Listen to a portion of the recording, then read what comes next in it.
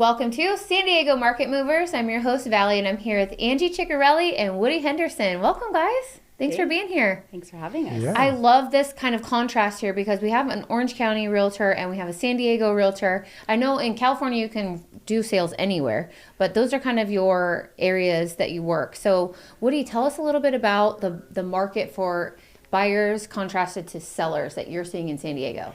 So on the buyer side, we've seen, interest rates have been historically high and kind of have been holding there. But I think that most of the market has kind of adjusted to what it is. And savvy buyers are getting creative, doing buy downs and things like that to get themselves in a home.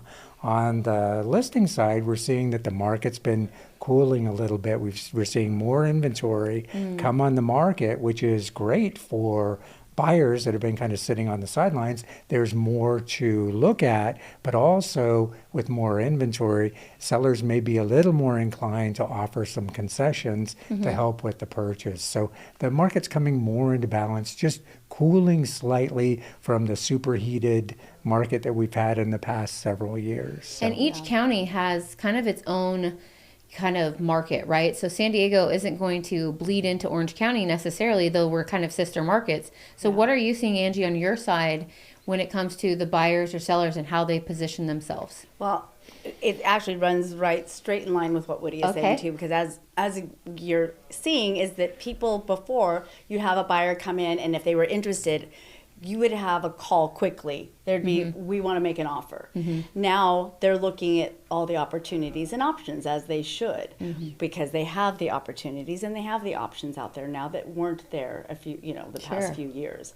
So I think that, to his point, the concessions, buyers are going to take their time, I think, a little bit more and see what's out there, what's available to them, because if it doesn't suit check every box for them, they're going to look for the one that does. Right. That makes perfect sense. So to get your home listed and kind of be the one that stands out from the crowd, you really have to be creative. Right.